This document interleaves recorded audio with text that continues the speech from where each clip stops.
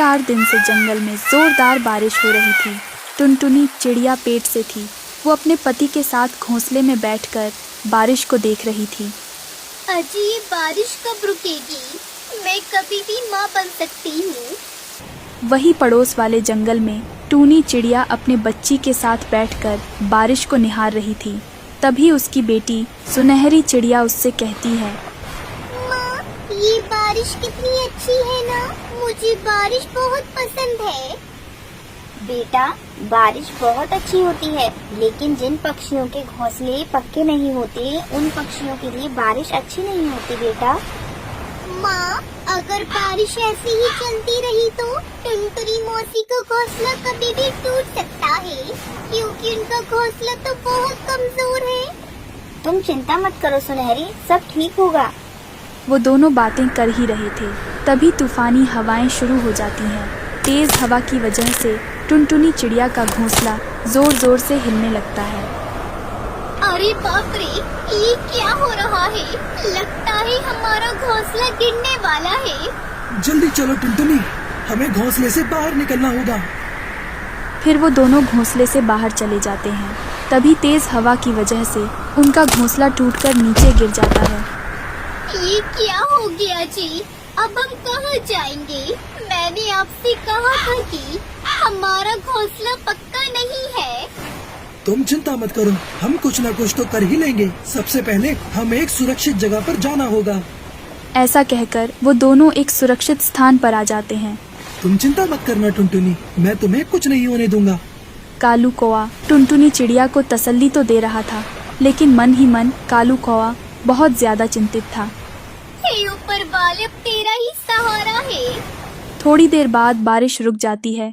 तुम यहीं रुको टुनटुनी, मैं तुम्हारे लिए कुछ खाने के लिए लाता हूँ। अजी, आप अकेले कहाँ जाएंगे?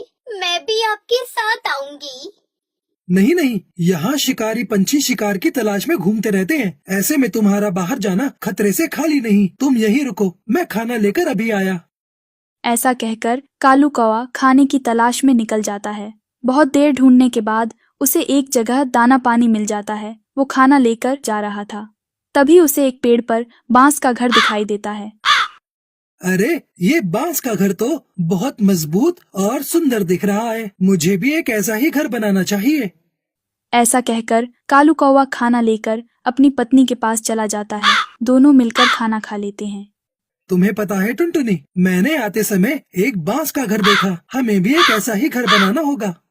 हाँ, तुमने ठीक कहा। बांस के घर में हमारे अंडे सुरक्षित और गर्म भी रहेंगे।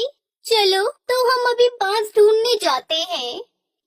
ऐसा कहकर वो दोनों बांस ढूंढने के लिए निकल जाते हैं, लेकिन उड़ते उड़ते टुनटुनी चिड़िया का पेट अचानक से दर्द करने लगता है। अजी, अचानक से मेरे पेट में दर्द हो रहा है।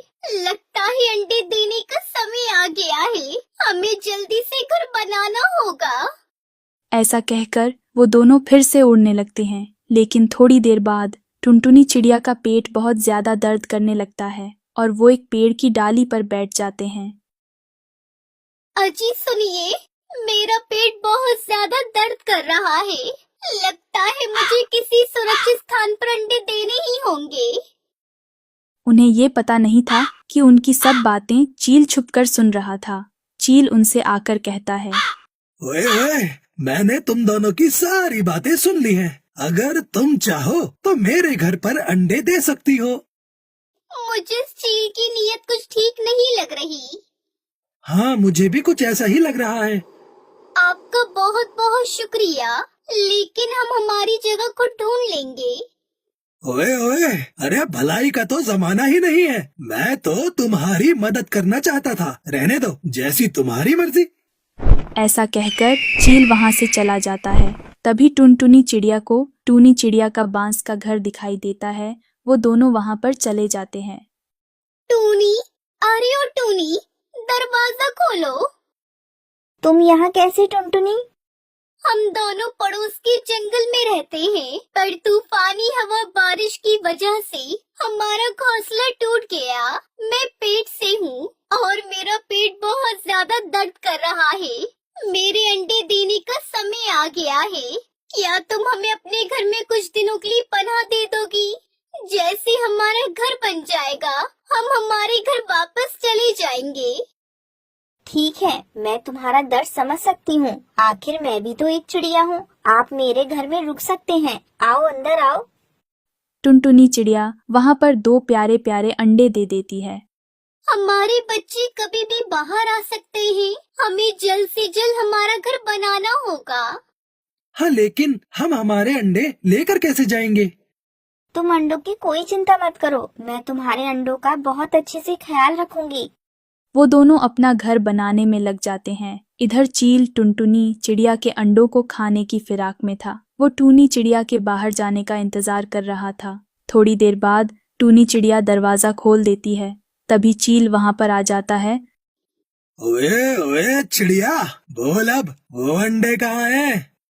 तभी उसे वहाँ पर अंडे दिखाई देते हैं। वो उसे एक बोरी में भरकर ले जाता है। इधर टुनटुनी चिड़िया और उसका पति कालू कौआ बांस का घर बना लेते हैं। आखिर हमारा घर बन ही गया। चलो अब हम अपने अंडे लेकर आते हैं। हाँ, बच्चे कभी भी बाहर आ सकते हैं। फिर वो दोनों मिलकर टूनी चिड़िया के घर चले जाते हैं। वो देखते हैं कि टूनी चिड़िया के घर का दरवाजा खुला था। वो दोनों घर के अंदर चले जाते हैं।